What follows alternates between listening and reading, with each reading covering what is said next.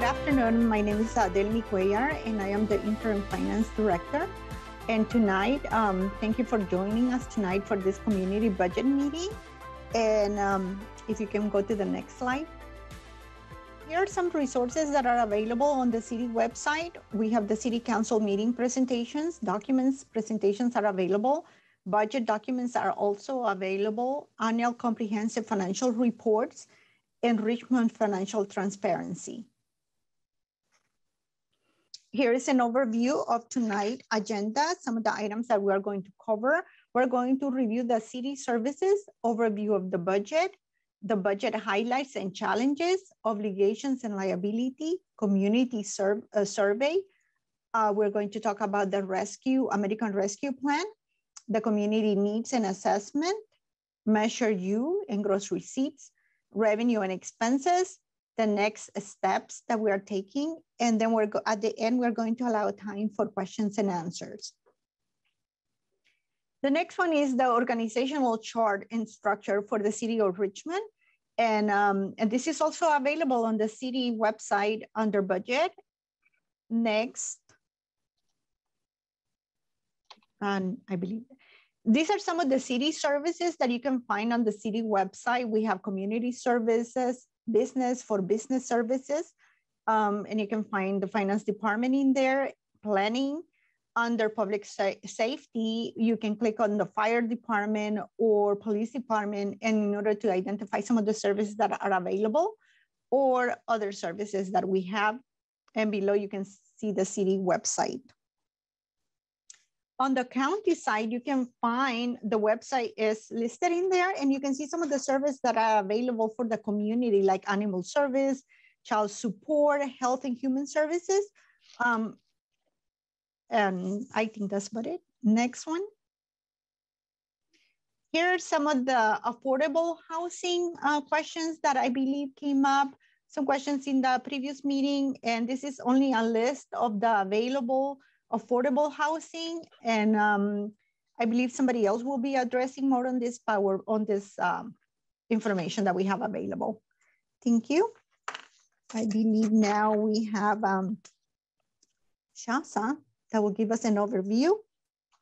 Hi, good evening, everyone. I'm Shasa Curl, Interim City Manager. I just want to acknowledge and thank all the city staff that are working so hard in finance and the budget team in particular. And this evening, I'm going to give a brief overview regarding our economic development activities. In Richmond, economic development includes art and culture, traditional economic development, environmental and health initiatives, the Richmond Housing Authority, as well as our port and real estate.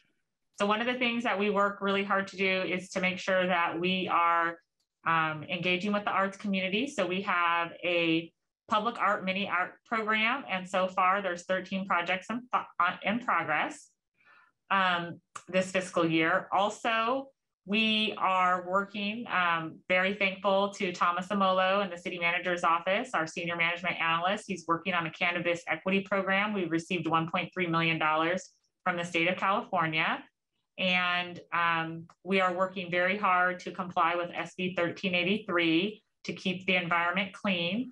We're also working on implementing Measure U so that we can improve revenue and provide better service to the community. Next slide. One of the major accomplishments, Delmi was just mentioning about the affordable housing in Richmond. And so what's really great about our community is we have all different types of housing available, some of which is affordable housing. And one of the developments currently under construction right now is the renovation of Hacienda. It's a former affordable housing site that is being renovated in partnership with the Housing Authority and with a nonprofit housing provider. So we're really excited to be able to provide new housing for seniors and formerly homeless individuals. We have been working to increase revenue by creating better mechanisms to track our rent collection in partnership with finance. And there's a new lease agreement that's been signed with the port that's going to increase revenue by approximately $150,000. The other thing that's been really great with our port is that we're trying to make sure that we work on improving opportunities for tenants to stay in the port for shorter term periods. And so Lizette Zepeda, our new Senior Business Assistance Officer, is working actively at the port to try to improve revenue. Next slide, please.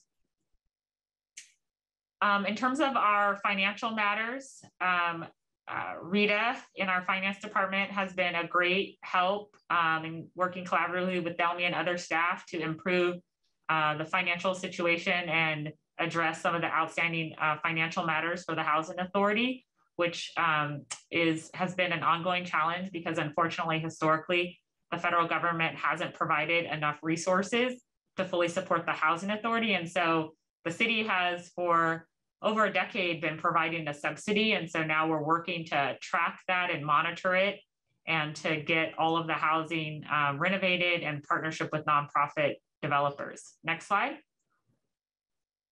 Here's the Hacienda development that I mentioned previously. We're really excited. Hopefully this fall it's going to open up.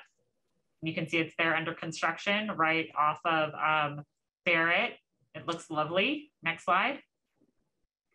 And the administration building, we're working to transfer that to the housing, from the Housing Authority to our employment and training program. This is where the city's program for Richmond Build takes place. So for those who are interested in the building trades, the Employment and Training Department offers a program called Richmond Build, and we're going to transfer this building from the Housing Authority to Employment and Training so it can continue to remain in that use for decades to come.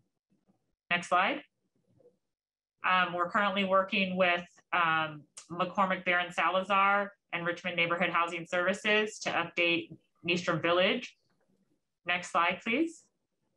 And we're working on updating Nevin Plaza as well. We're just finalized some funding applications, and we're hoping that we're going to be able to start rehab this year. Next slide. And with this, I'll pass it off to our Community Development Director, Ms. Lena Velasco. Thank you. Thank you, Shasta. Good evening, everyone. I am the Director of Community Development, and as part of Community Development, we have 4 key divisions, which includes code enforcement, planning, building, as well as housing and successor agencies. So I'm first going to cover code enforcement. This was our first full year of implementing the cannabis business permit process, and we were successful in issuing 16 cannabis business permits. In addition, we opened 728 cases and were able to close 748 cases. The number of cases closed exceeds those that were open, as some were left over from previous year. In addition, we supported the tows of 311 vehicles.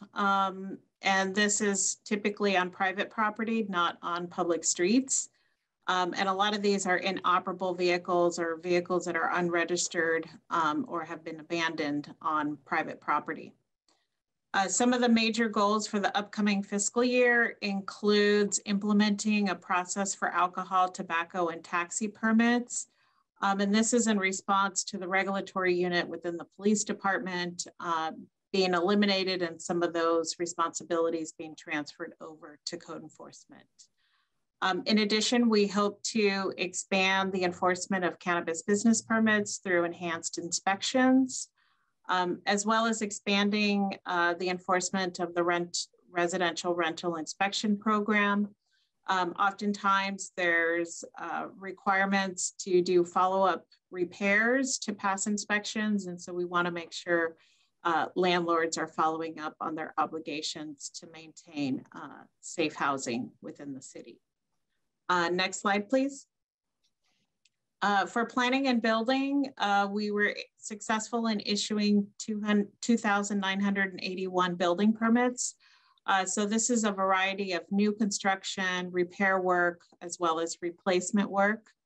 We were successful also in issuing new permits for 259 new dwelling units.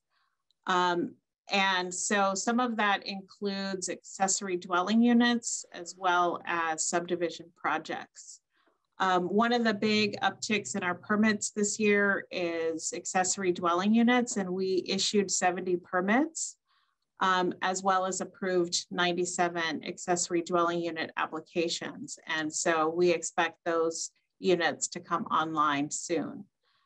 In addition, we worked with the city manager's office through environmental initiatives to adopt a natural gas ban, meaning all new construction for new projects approved after January 2022 would have no natural gas, which will help the city achieve its climate goals in the Climate Action Plan.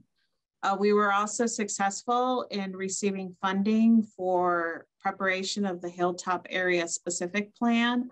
And that's a combination of Priority Development Area grants, which was $750,000, as well as a $500,000 LEAP grant from the Housing and Community Development Department from the state.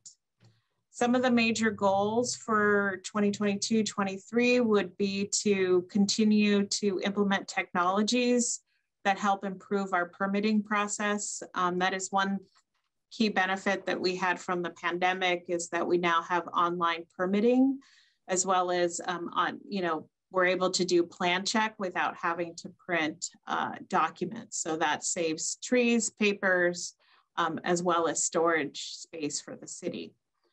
We're continuing to participate in regional planning efforts. And our goal is to develop and complete the visioning process for the Hilltop Area Specific Plan. That's likely to be an 18 to 24 month process. So we are in the early phases of that, as well as we need to complete our sixth cycle housing element. And so we'll be working with residents throughout the city to make sure we identify goals and priorities for the council's consideration later this year. Next slide. For our housing/successor agency, we supported the evaluation of several properties throughout the city for brownfield assessments to determine if the sites are clean for redevelopment purposes. And this working both with private property owners that are looking to redevelop, or also addressing community concerns around potential brownfields. We were able to obtain $50,000 in funding for our development of our homelessness strategic plan. So that work is underway, and the city council has awarded a contract. So we hope residents will participate in that process. We were also successful in obtaining a $4.8 million encampment resolution funding from the state of California to help us rehouse people living at the Castro encampment, which is mostly a vehicle encampment, and also provides funding to restore that property to its original use, which is a Bay Trail segment.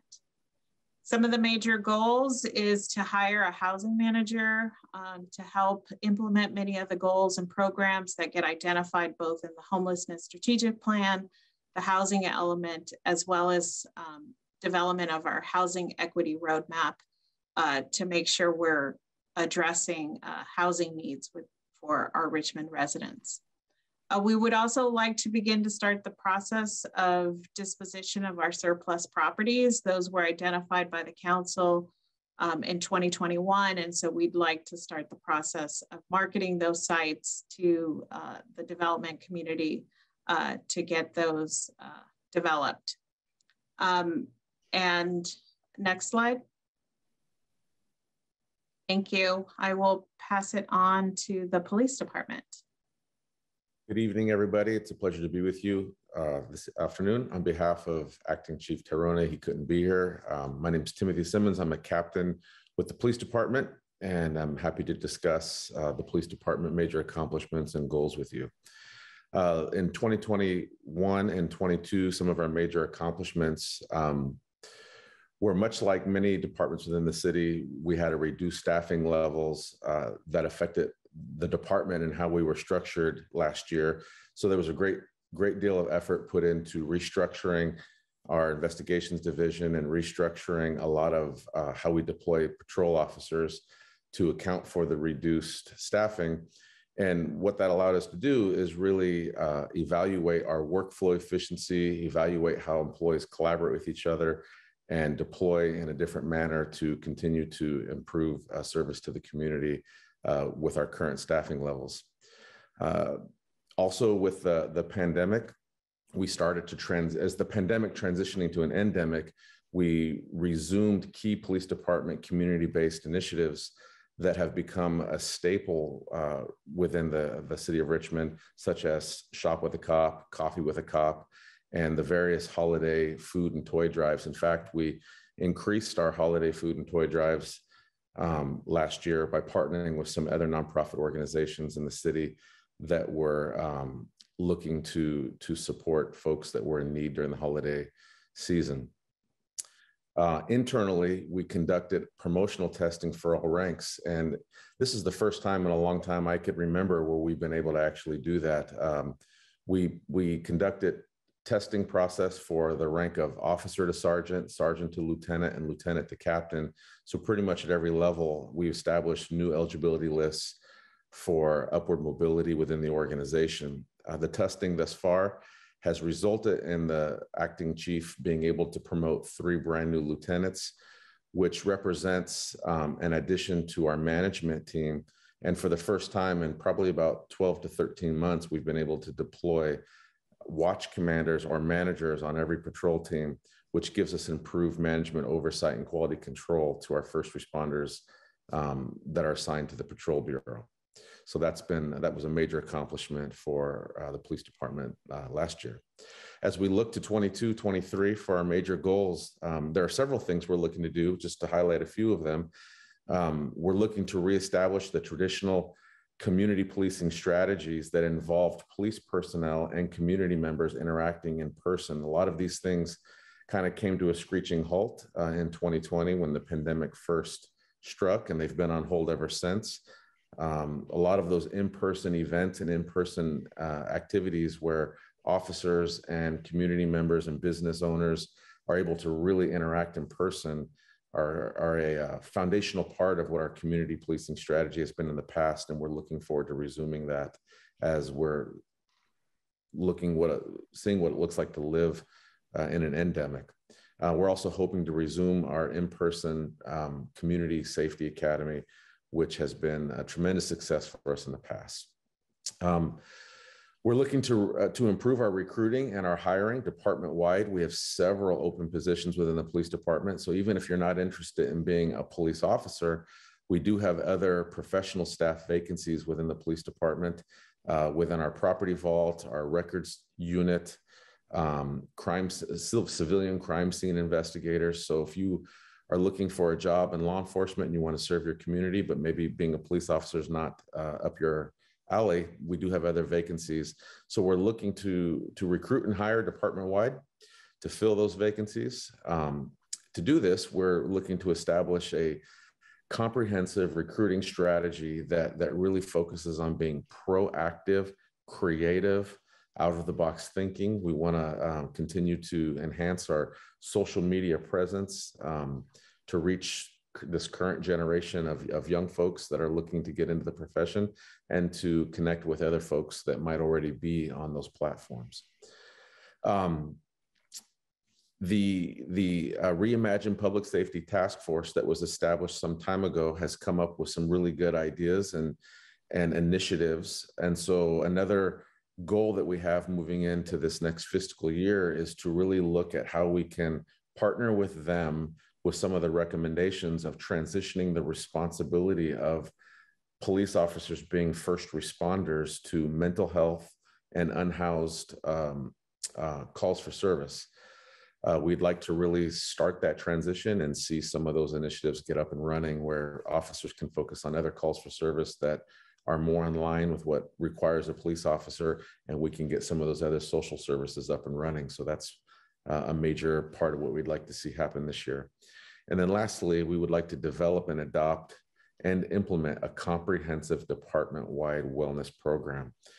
For the first time in some time right now, suicides in law enforcement have eclipsed any other line of duty death up to this point within a given year. So we really are looking as so that the industry, law enforcement nationwide is really looking at what it takes to have a healthy police department, a healthy police officer, mental health, physical health, emotional health. So Richmond PD would like to also look at what it would be to have a department-wide wellness program. And that's a major, major goal for us this next year. Next slide. Okay, and I will hand it off to the fire department. Thank you. Good evening. I'm the fire chief of Richmond Fire Department. My name is Angel Montoya, and it's a pleasure to be with you this evening. Looking at the major accomplishments there, the first one is we implemented the acting engineer certification process. This is a process that helps us in twofold. One, it helps us decrease our overtime by having a firefighter work in an engineer rank for a lesser rate. This is all, of course, in compliance with the MOU of the fire department with labor. And it provides the opportunity for firefighters to desire to move up into the engineer rank. The engineers are the personnel that drive our apparatus. So it serves twofold for us. We conducted an exam in November of last year and February of this year. So we now have a complete certified engineers list. And we also are looking forward to doing that with the captains also. The new safety protocols, the next item there is the COVID-19 for emergency, non-emergency. With that, we're proud to say that we last year trained over 28 of our personnel in the fire department to help administer the COVID-19 vaccine in the city of Richmond to city of Richmond residents. And we assisted Contra Costa County in doing that. The other procedure that we implemented was the safety of our personnel. We had to rethink and re-establish our safety protocols during this pandemic time on how we administer treatment to our patients on EMS runs. And so we were able to do that in alignment with Contra Costa County. We also established our continuity of service plan. This was a plan that was somewhat came to the forefront because we did have a surge and outbreak in the fire department at the end of last year and the beginning of this year. And we were able to implement a plan that was negotiated with the union and also run by our city attorney to get that into service. It has 3 phases. We actually went into the first 2 phases. And this plan was to ensure that we did not compromise service delivery. Unfortunately, by sticking to this plan and its parameters, we were able to not compromise at any time during that surge. So we're very proud of that. We also, another accomplishment was we re-implemented the Richmond Youth Academy. And when I say re-implemented, it's always been around since 1994, but because of the pandemic, we were unable to move forward with that. And this is a program that it's for our youth. The goal of this program is to collaborate with educators, post-high school academic and career success that's provided for these youth here in the city of Richmond. It's got between 25 to 30 middle school and high school students part of this program, and they're between the ages of 13 and 18 years old. And so with this, we also train them in, of course, community service. And we also do education in life-saving and fire prevention procedures, of course, specific to the fire department. And we also provide them with basic life support training and CPR, and also earthquake preparedness and disaster preparedness. So this is very exciting for us because it's an outreach to the youth here in the city of Richmond that I think pays a lot of dividends for us in the future. So those are just some of our major accomplishments for the fire department. In terms of our goals, we invest in training to provide career growth and promotional opportunities. And one of the areas that we want to augment is our specialized training. And this is training in urban search and rescue procedures, marine type of operations, swift water operations, fire behavior specialists. So these are our training specialties and disciplines that have a low frequency, but a very high risk. So it's important that we have our firefighters the best of their ability trained in these disciplines so that they're able to being able to conduct these rescues or other type of incidents and mitigate them safely. In terms of the next item there, it's improve our emergency dispatch and operational performance of our communications center. Currently, we are, of course, here with the Richmond Communications Center. And this is something that we are in collaboration right now with our public safety partners, the police department, and currently augmenting our safety and our standard operating procedures on incidents to be able to sustain them and augment them in a safe manner.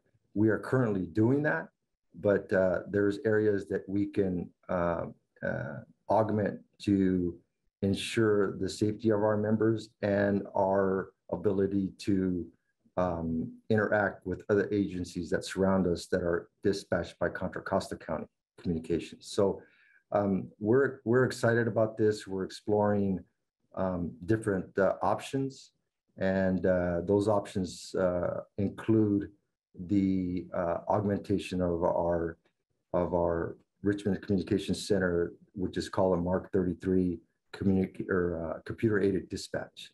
So these are currently happening, and we look forward to completing those here in the near future.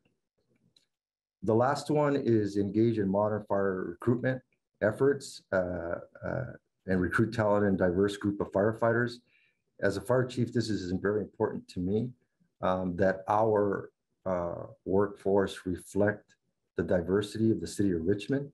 And therefore, we're working with our human resources to look at different options that would be able to commit to that and being able to recruit these firefighters candidates.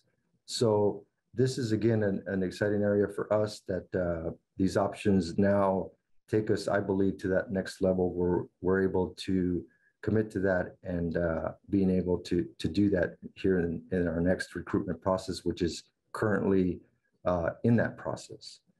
And then I believe lastly, it's important for me to express to the citizens of this community that you have a committed workforce of firefighters that are willing to serve this community.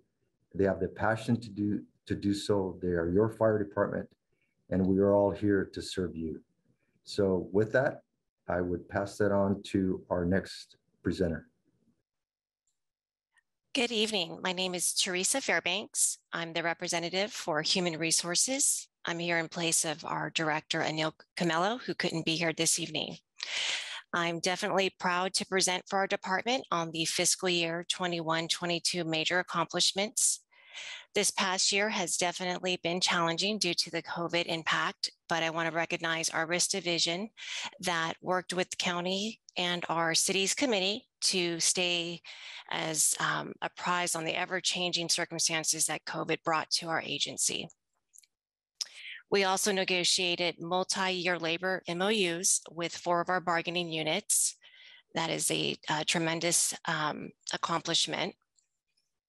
We also implemented an enhanced performance appraisal system. This is definitely a great endeavor that we embarked on. It creates more communication with supervisors and their employees, understanding areas for growth and potential, and giving employees an opportunity to provide feedback and goals that they would also like to strive to. If folks have seen our website, you may have noticed that we have provided more enhanced benefit and compensation information on the HR page. This is crucial as we try to attract candidates and visitors to our openings. And so by providing as much information about the great benefits that Richmond offers, being as clear as the different benefits that are afforded to employees, it helps to enhance communication. It helps to answer any questions that both the external and internal visitors have regarding Richmond. And the last accomplishment that I wanted to touch on was something that we received a lot of great feedback from employees. This was an initiative to put out an employee newsletter, and it's still continuing to grow. We're still continuing to add different topics and content, but this was a great way for us to recognize our employees, to share information. It's consolidated. And we have posted this on our internal intranet site. So it's always a resource for employees to review at any time. And it's continuing to grow. So we're excited about that. For fiscal year 22-23, our major goals, and we're working on this as well, but we're looking to continue to refine and modernize our processes and our procedures. It's definitely going to enhance our efficiencies, and it's going to be a way to better provide service to our internal and external customers. We're also looking to develop a training plan to create effective leaders by ensuring that our supervisors and managers are trained and they're prepared. And it's going to help them to develop their skill sets. It's going to create confidence, and it's going to encourage their independence. And then lastly, we're also striving to be agile in today's market by modernizing recruitment strategies. We'll be looking to conduct some studies with see what is working, and also working collaboratively with our own departments, as our police department and our fire department just touched on. So we would like to collaborate with those departments as well as the other departments citywide on how we can attract and recruit more candidates for our openings. And then just to put into perspective, our HR department is working extremely hard. Since this fiscal year has started, 21, we have posted more than 80 jobs, and we're averaging about 10 jobs a month. So we are extremely busy and recruiting. So we're definitely looking to find any ways to modernize our recruitment strategies to help with us with those efforts.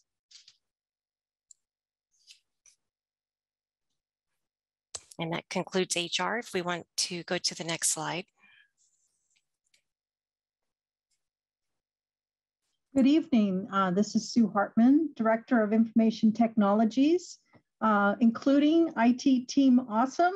We're an internal services division of the city, including network and help desk, business systems, including graphical information systems, KCRT broadcasting and public meetings, and Copy Center mailroom. For the fiscal year 2021-22, for our major accomplishments, number one priority is enhanced cybersecurity protection, including awareness training for our end users, continued replacement of aging computer equipment for our network infrastructure and end user equipment, continued support for remote access and online conferencing, providing secure access. For fiscal year 22-23, major goals include continuing to provide innovations for citywide efficiencies, including expanded digital services, including the implementation of an enterprise document management system, and upgrade replacement of the city's community development system. Our goals continue implementation of expanded Wi-Fi, both internally and externally, providing improved bandwidth and distance learning locations with an improved Wi-Fi. IT is currently recruiting for a business systems analyst, as well as interns looking for hands-on experience in IT and broadcast television. And that concludes the IT presentation. Next slide, please. Good evening. My name is Joe Leach. I am the Director of Public Works, and I'll tell you up front that I'm a little biased about how exciting I am about our department and the amazing efforts that our staff does toward each and every day towards the built environment, both maintaining as well as facilitating the development of it. The slide really reflects only just a really small snippet of some of the projects and services that we provide. The division or department does include the streets maintenance division, water resource recovery division, the engineering division that oversees the capital improvement program, as well as fleet maintenance. That's for the maintenance of the entire city fleet, from police vehicles to fire vehicles to public works vehicles, and other vehicles within the city. We also have our abatement division. It's very active, and parks and landscape maintenance division. And I'm certain that I'm forgetting one, which I will never hear the end of, which would be engineering and administrative services, which really deals with both capital projects and development projects as they're processed through the development process. Some of the highlights: First Street Wet Weather Project. It was nearly 6,200 lineal feet of pipe. It's funded through wastewater bonds and had a budget of a little over $2.6 million. We've got an annual budget of $2 million a year for sewer line replacements. Those are main lines that we go through the process of inspecting and cleaning, and then find the areas that are deficient and cause sewer overflows and address those on an annual basis. More significant project that we're working on out at the wastewater treatment facility is the Grit and Aeration project. It's being funded through a state revolving fund loan. It's a 3-year project. We're about almost a year into it. And it's a total estimated cost of, my screen's not showing the bottom, but I think it's around, I don't want to estimate it. I think it's on the screen, but my screen is not. There we go, $50 million. Other things we're doing within street maintenance, nearly 13,000 tons of asphalt was installed last year. Maintainer repaired over 1,200 potholes, put up some over 500 signs, 57 blocks were paved, and quite a few speed bumps that were processed through our traffic calming request process that you can find online on our website. Also nearing completion, it probably appears to be complete to those who drive it on a regular basis. The Castro Ranch Road project, nearly 40,000 square yards of pavement, lots of curb ramps and sidewalk, landscaping, trees, really just made that a more safe stretch of Castro Ranch Road, nearly about 1.5 miles long. Some of our goals for this upcoming year, continuing to work with human resources to get adequate staffing levels. Some of the organizational changes that have been approved by council over the last 6 months include 2 additional deputy directors to help support staff in all of their endeavors to serve the community on a daily basis. So with that, I'm excited to pass the baton on the next slide to our Interim Community Services Director, LaShonda White. Good evening, and thank you, Joe. Good evening, everyone. My name is LaShonda White. I am the Interim Director for Library and Community Services. And I do have, in case people have questions at the end, wonderful staff here who lead all these different divisions that are able to answer any questions that you might have. And so we're going to go through quickly each of the different divisions that fall under Library and Community Services and share some accomplishments and goals. So for the Department or Fund for Children and Youth and ECIA grant programs, we have awarded over $1.8 million in the current fiscal year to around 35 community-based and government entities to do great work in Richmond, serving both young people as well as adults in our community, and we're really excited about that. We also have released grant applications for both programs for next fiscal year. So we are, while we manage current grantees in the current year, we also are getting ready to support and award grants to a new cohort of organizations. So we're really excited about that. We also this year established online application and submittal portal to make the process easier for our grantees and staff. For next fiscal year, what we want to do is have a successful grant cycle for next fiscal year, as well as prepare for the following fiscal year grant cycle. We also want to support capacity building for our community-based organizations so that they can continue to do great service on behalf of our Richmond residents. And we want to procure a grants management system. Next slide. Employment and training. Consistently does a great job, especially around getting funds to do the work that they do on behalf of Richmond residents, youth, adults. And so in fiscal year 21-22, they have secured over $3.5 million already to support job training and placement and supportive services.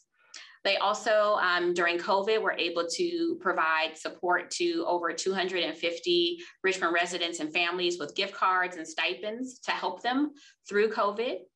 And then also recently, we hosted Secretary of Labor at Richmond Build and Youth Build.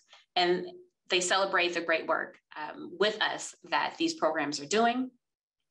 Next fiscal year, we are looking to secure more grant funds to do more work around construction pre-apprenticeship training to support Richmond youth. We also want to enroll more women in our construction trade programs and just provide our residents with a full menu of services to help them to lead to self-sufficiency and create more pathways for career and employment opportunities for our Richmond young people through Richmond Works, and then really focus on beautifying Richmond by through a grant that we received to help do beautification, blight removal, and neighborhood stabilization. Next slide. Library and LEAP division, excuse me. We've done great things in that department also. So we are really focused right now on recruiting and filling some really key positions, one of which is a deputy director for library services. And we have recently applied for a $15 million grant to help renovate the Richmond Library. It is historic and beautiful, but we want to be able to put some money into it and make it a safe place for our residents to come and our patrons to enjoy. We also have opened, after COVID, we're able to open our branch libraries that have been closed for a long time due to the pandemic. And we are excited to get ready in April to expand our hours at the Richmond Main Library to 41 hours per week. And then we're just doing more around providing technology services for internet hotspots and Chromebooks. So come on down to the library if you need to check out. You can check out more than just books. In terms of next year, we want to further expand our hours at our Bayview and Westside branches. We also want to do more strategic planning so we can vision out for the library and include a robust community engagement process. So look out for that so you can engage with us. We want to do more marketing so people can know what are the great resources and programs that are available through both the library and Literacy for Every Adult program, and continue to find grant funds to support the great work that staff is already doing. Next slide.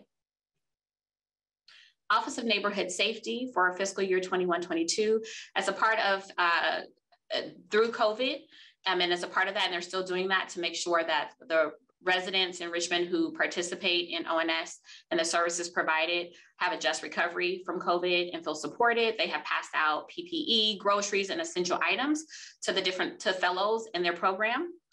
And they also have received $2.5 million through the recommendation from the Reimagining Public Safety Task Force, and it was approved by council to hire more neighborhood change agents and provide more supportive services to different areas within Richmond. And then also we want to celebrate and lift up the fact that Richmond experienced an 8% decrease in gun violence, and that is in comparison to gun violence being up in the county as well as other urban communities. And so we know that this is a collective effort, but really appreciate and want to honor and uplift ONS's work in that. For next year, ONS wants to get a contract approved for a database that will allow them to really look at the information that they're collecting and make sure we can provide great information back to the community on the services we're providing. Also, as part of the expansion of ONS work, getting into the West Contra Costa Unified School District, really excited about that, getting into some of the high schools to better support our young men and women at our high schools. And then wanting to make sure that all staff, the new staff that are coming on, are fully trained and ready to work to help support our most impacted communities. Next slide. Recreation. We were really excited in the current fiscal year to be able to transition from virtual programming that staff adjusted to really well and were innovative in creating virtual programming, but we're able to transfer and transition into more in-person and hybrid programs to support our residents and patrons. We also did more aquatics programs at both the Kennedy Swim Center and the Plunge. We also have a Love Your Block program where we support beautification projects at local parks, and also provide a mini grant to help community residents and organizations do great work within their community to beautify their own spaces. We have a tool lending library, and we have almost 800 active patrons that come in and are able to rent out tools. So if you are interested, please check us out. And then our staff, in partnership with the Parks Division, as well as other city departments, are actively, consistently seeking grants to improve our spaces and places and programs. For next year, we want to provide more in-person special events. So be on the lookout for those. We're talking about those and want to make sure we bring some of those back so we can get together again safely. We also are want to reopen to full in-person capacity at our sites. And we recently took to City Council a fee waiver policy and partnership policy that we want to make sure is successfully implemented. We want to expand our tool lending library hours and continue to find outside resources to help do the work, or continue to do the work that staff is already doing. Next slide. Then we have transportation, and transportation has done some really great work in making sure that we reduce our greenhouse gas emissions. They do work around parking and on-demand work. They have an on-demand citywide shuttle for Richmond residents, which we're excited to deploy. We've been expanding electric vehicle charging stations, as well as purchases of electric vehicles for the city of Richmond. And for seniors and disabled, we have reduced the cost of Lyft for qualified seniors and disabled individuals in the city of Richmond. And for next year, we want to implement a community benefit ordinance, continue to reduce our vehicle emissions by 25%, and then continue to partner with community-based organizations to do work on behalf of Richmond residents to reduce greenhouse gas emissions and provide more opportunities for transportation options. Next slide. With that, I look forward to turning it over to our city clerk, Pam Christian. Good evening, everyone, and welcome to the city's community budget meeting. My name is Pamela Christian, and I am the city clerk. Okay, so for fiscal year 21-22, major accomplishments for the city clerk's office. The agenda management system the city used for the past 15 years sunset on December 31st of 2021. So the city, we have transitioned from Sire to eScribe, and that is our new agenda management system. The clerk's office prepared a uniform boards and commission processing manual, and the council adopted that manual on April 27th. If you'd like to view that manual, it is available at the link that's listed there. We also launched DocuSign, and that is the electronic signing of contracts. For major goals for 22 through 23, we would like to complete the redistricting process and hope to do that in the next couple of weeks. We want to hold a successful district elections for November 2022, and citizens will be able to elect a mayor and council members for districts 2, 3, and 4. And we hope to launch a new public records request software in the next month. And that's it. Thank you.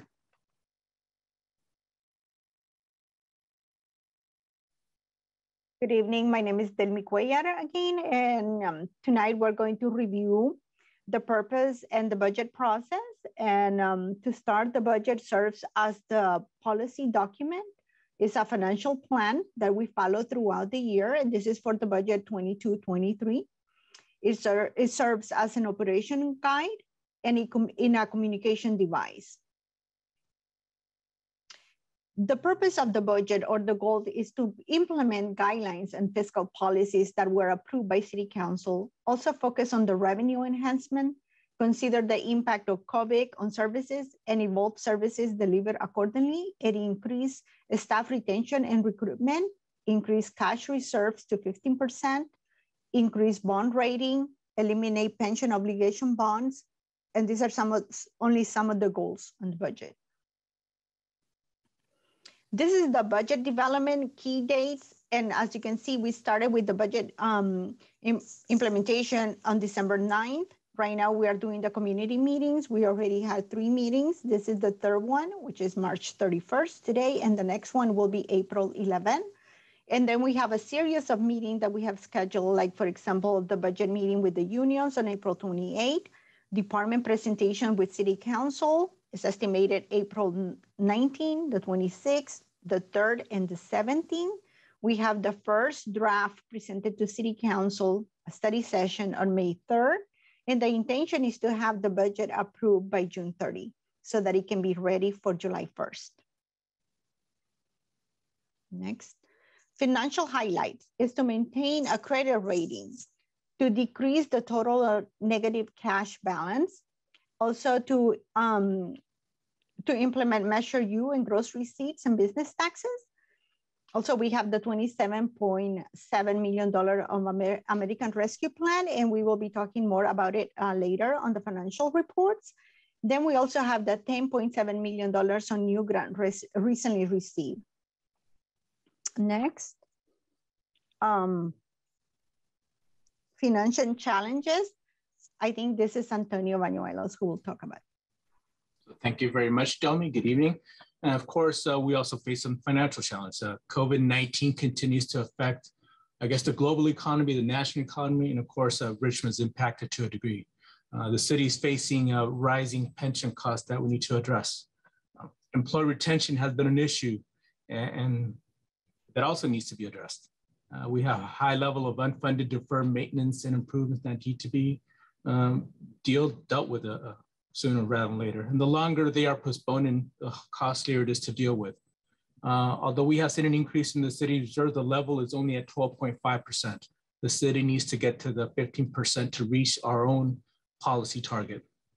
And although we have been able to decrease and eliminate some of the negative fund balances, there are more out there that are currently in the books that need to be eliminated. We need to come up with a plan to deal with those negative fund balances across the board. Next slide, please. So this chart lists the pension and other post-employment benefits and liabilities, what we call OPEB. In brief, we have seen a 54% increase in the pension cost from 2015 to 2020.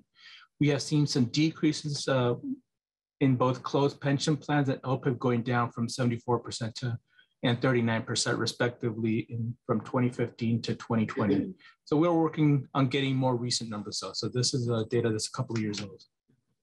Next slide, please. The previous slide was the total current liability. Here we have the yearly payments for pension and OPEB. So as you can see, the significant amount that we pay every year, including $38 million for pension in 2022 and $10.6 million for OPEB. The city has various long-term debt totaling $406 million at the end of 2021. For the revenue bonds, the total debt is $138 million. That corresponds to $7 million annually. For the lease revenue bonds, the total amount is $117 million, and that corresponds to $12 million. And for the pension obligation bonds, the total is $141 and of course $50 million per year. And for the next section, I'll turn it back over to LaShonda White, Interim Library and Community Services Director. Thank you, Antonio. So this slide is just to highlight the fact that the City of Richmond is aggressively going after grants that align with the city's mission and vision and provide infrastructure updates as well as services on behalf of our Richmond residents. And so this is just a snapshot to show you that through interdepartmental teamwork and work with community-based organizations, the city has submitted grants for and received over $15 million of revenue to help us do great work. Next slide. Want to share a little bit about the American Rescue Plan, also known as ARPA. As stated earlier, the city did receive an allocation of $27.7 million, and all local jurisdictions within the United States received allocations based on a formula, and this was our allocation. And the purpose of ARPA is to help local jurisdictions as well as our residents and businesses deal with COVID and also have an equitable and just recovery from COVID. We already received half of the allocation and will receive the other half later this fiscal year.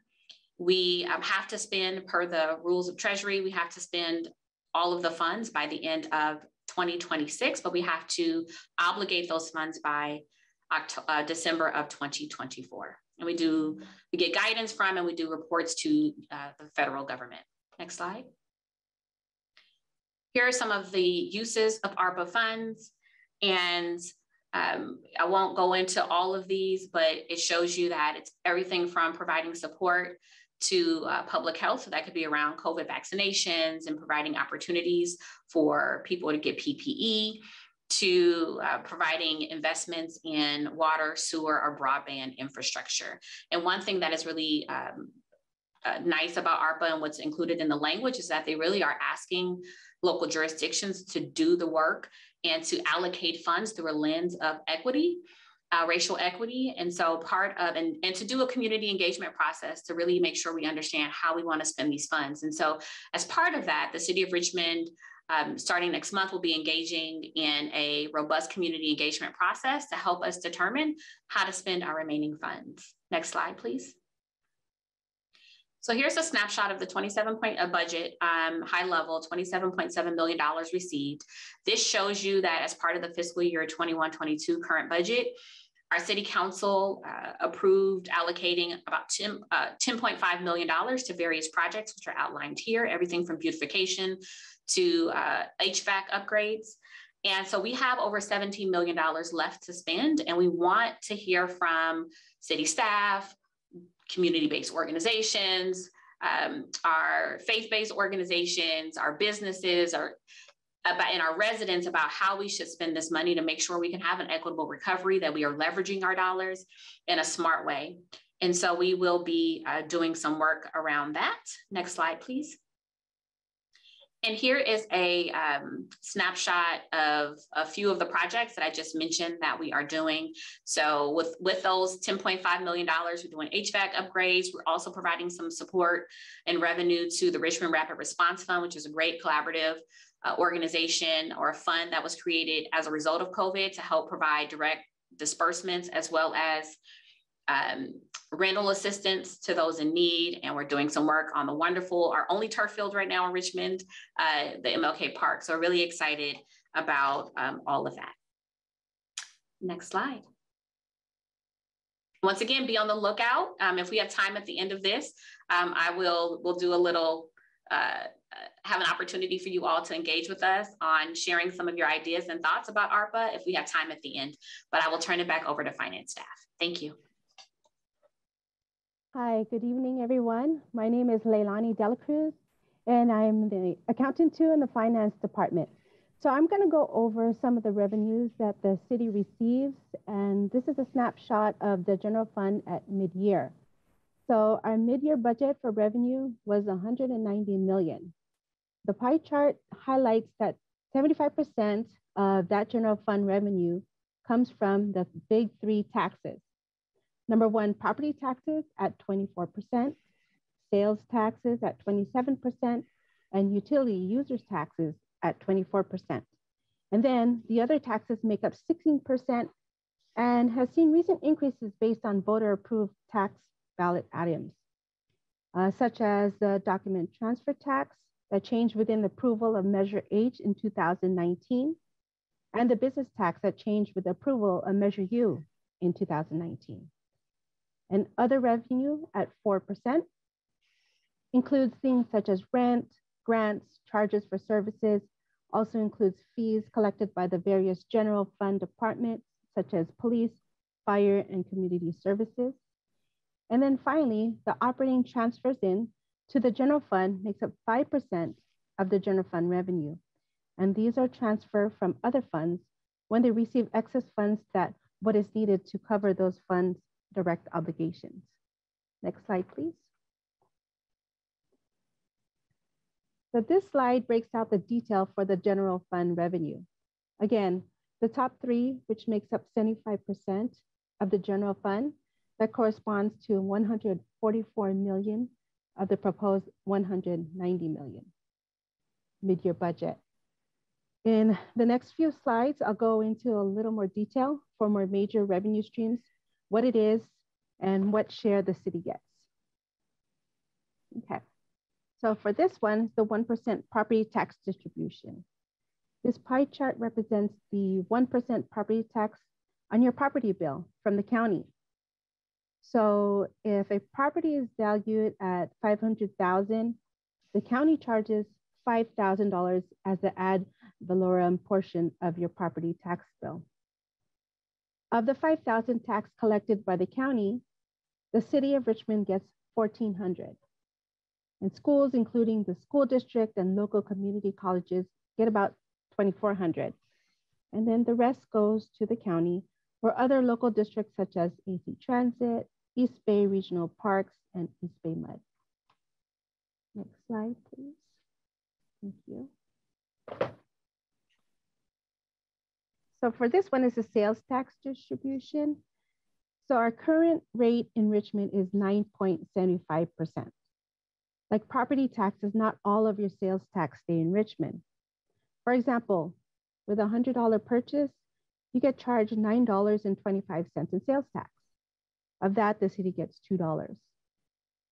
And then the rest goes primarily to the state, some to the county, and local districts, including BART and the Contra Costa Transportation Authority. Next slide, please.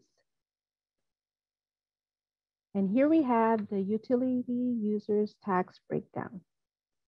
Unlike sales tax and property tax, 100% of the UUT, the utility users tax, paid by Richmond residents and businesses stay in Richmond. So these are voter approved rates. And the tax settlement amount is paid by Chevron, is an agreement that has been in place since 2010. And the total amount was actually 114 million. We will receive 4 million this year and the next 3 years. And the last payment is in fiscal year 2024-25. Next slide. Thank you. And last but not least, we have the Measure U gross receipts business tax. This was approved by voters back in November 2020, and it changes the way that the tax is calculated. The previous methodology was based on the number of employees and didn't include any sort of escalator like a CPI index.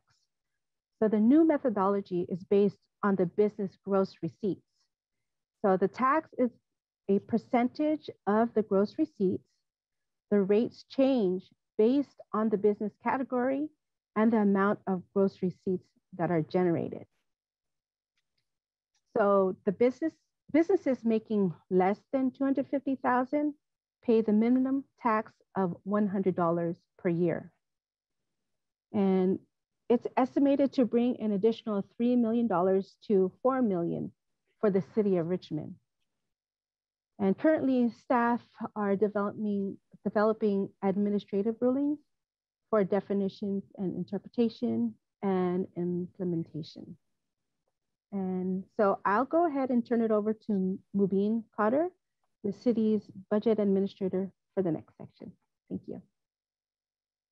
Thank you, Leilani, and good evening, everybody. This is Mubin Cotter, the budget administrator for the city of Richmond, and I'll be talking about how the city spends its funds. So as the previous presenter, Leilani, was talking about how the revenue is collected and how the city gets its share, I'm going to talk about how that revenue is spent. So as of 21-22, the general fund mid-year expenditure budget was about $195 million. And these are the major categories by expenditure that the general fund is being spent. So major category is like salaries and benefits, salaries and wages for about 41%. And the second largest category is payroll benefits. And after that, we have professional admin, other operating utilities, cost pool, which is like interdepartmental charges mainly, and then operating transfers out, which is like transfers to other funds within the city for other programs or just paying for some other arrangements. So this is the total breakdown and by type of city's general fund expenditures. And this slide shows basically the same thing, but in a table format, what the categories are and what the actual dollar figures are in each category in general fund expenditures as of mid-year. And now this is the same expenditures of $195 million, but this pie chart shows how the expenditures are by function. And you can see that the largest category of expenditures that we have is public safety, which is 60%. And then 17% is general government, and the 17% is public works, and then 6% is cultural and recreational areas. And we also understand that these categories are not very descriptive, and we need to, the city continues to strive to add more categories which are more descriptive and more up to the interest to the community. And this presentation will continue to evolve as we move on to the next budget cycles. All funds, this is the total of budget by all funds. So previously we were talking about only the general fund, which is the major source of revenues, which is where the most discretion city has. But the city has actually more than general fund, and the total general fund expenditure, total funds, including general fund and all the other funds, the budget is about $479 million. And this pie chart tells what those major funding categories we have. So like 41% is general fund, which is still the largest portion. And then we have enterprise funds, capital improvement, 11%. And then special revenue fund, 7%, internal service, 8%, and then the other categories. Then again, these categories are rather technical and help us track money and report money according to the governmental codes and accounting codes. So these may not be very descriptive for the community, and but we continue. We're going to work towards like bringing more categories in this area as well going forward. And these are, this slide tells some of the challenges going forward. And as Antonio mentioned, that the city's total long-term debt is over $406 million. That means city has a mortgage of like $406 million. That will be the analogy that I'll be using. And then pension liability has increased since 2015 for about $123 million. And then pension payments accordingly are actually $39 million per year, which is a significant amount significant increase if we look at prior years, which we did in one of the previous slides. And OPEB payments since 2015 has grown by $7 million since 2015, which is also a significant increase, and it continues to be a challenge for the city's fiscal sustainability. And again, a city continues to face a structural budget deficit. That means in 2021-22 budget, the city had city's revenues were not enough to cover its annual expenditures, or they were not more than that. So like when we have that situation in governmental accounting and budgeting terminology, we say there is a structural imbalance or the budget was not structurally balanced. So that is not fiscally sustainable, and that's what we had in the current, but in the fiscal year 21-22 budget years. And then also another aspect that we want to highlight is the city's staff compensation is below the market level. And the city needs to address that because otherwise it's not sustainable.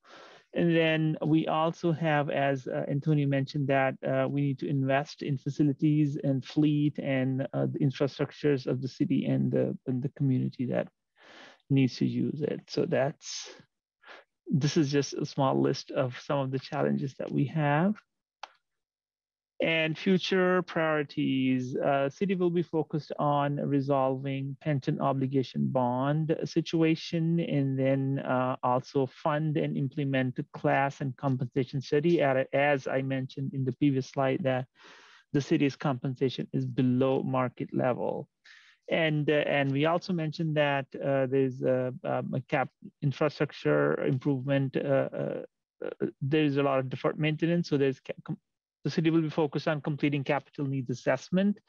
Also, we'll be monitoring Measure U revenues, which is a newly approved, voter-approved measure. And we'll also be exploring some additional revenue enhancements. There's not one option, but there has to be a long study and further deeper discussion on that topic. And also fund facilities, fleet, information technology, and infrastructure improvements, and also work towards increasing city's reserve level to 15%. Current policy level is 15%. However, the current reserve level is below that policy level. So the city needs to focus on that. We'll be focused on that.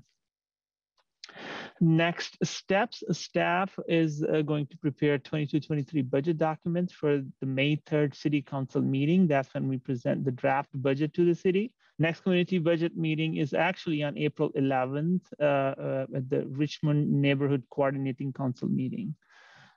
Today's is March 31st meeting. And then the next is staff will bring back updates to the city council until the budget is adopted. So we'll continue to bring back those updates to the budget, to the city council. And council is to adopt the balanced budget by the end of June 2022. With that, we conclude our presentation and we're open for questions and comments. Thank you so much. Hello, thank you all so much for that great presentation. It was extremely informative. I want to know, how can I access this great PowerPoint? And this is Antonio. We'll also post this PowerPoint presentation in the Finance Department website under presentations. So that's where we keep all the items for budget and different presentations that we have here in the Finance Department. We do have one question in the Q&A. This is from Richmond Land. Is it possible for you all to elaborate on how the city's challenges and priorities have changed or shifted from year to year? Delmi or Shasa, would you like to answer that question? Certainly, I can try. Well, as the city has gone through this difficult period with COVID, it really required that we as staff develop new, more innovative ways to engage with our residents.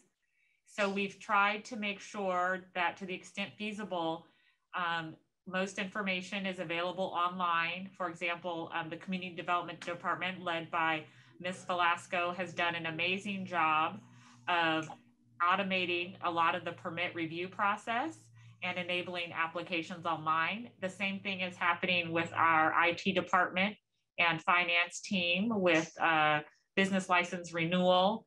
Also in community services, many of the programs have moved to offer online programming. And so that, I think, is those three are really good examples of how staff have really worked hard to continue to engage with the community during the ongoing pandemic. And as we've all learned to adjust to different norms as it relates to masking and also vaccine policies, as COVID has ebbed and flowed, we've constantly had to adjust. And so I really, we're always open for suggestions, but I really want to commend staff on trying to do the best that they can in a throughout this very difficult time for the last couple of years. It's Patrick Seals.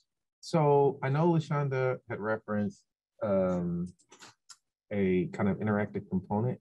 So I just wanted to, for those that are willing, related to ARPA, if you have your smartphones, you can go to menti.com on your smartphone and enter the code 72676742. So if you have a smartphone, go to menti.com and use the code 72676742. And we would love city staff too, and those that are participants, members of residents, public, in a word or phrase, what other types of services would you like to see ARPA dollars used for? In a word or phrase, what other types of services would you like to see ARPA dollars used for? So if you go to menti.com on your smartphone and use the code that appears on your screen, 72676642, if you could just give us a word or short phrase as it relates to American Rescue Plan dollars, and that's in connection with how COVID might have impacted your life, those who you love, those connected to you, not only just in the Bay Area, but broader. Would love to see what your thoughts are.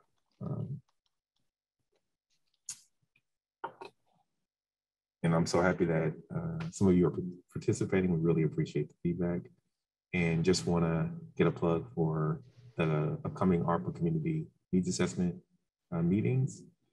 We'll be asking not only these questions, but lots more to get input on how the tens of millions of dollars that have been given to the city through federal government related to ARPA and recovery and COVID can be spent. We'll be doing these types of exercises, interactive exercises to gain input and insight into what residents feel are some of the most pressing needs to recover.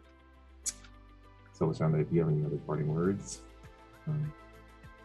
I just want to say thank you all for staying on with us and taking a moment to do this activity. And we will make sure we share more opportunities for all of you to engage, to help us spend and allocate and recommend to City Council how that remaining 17 million should be spent, so that we can look back and really are proud of what we did with that fund, those funds, and really can see that there was a true impact on for our residents. So thank you for just taking the opportunity to try Mentimeter. And we will use this information. I'm letting you all know we're going to use this information as part of our engagement process. And with that, we can turn it back over to finance staff to say goodnight.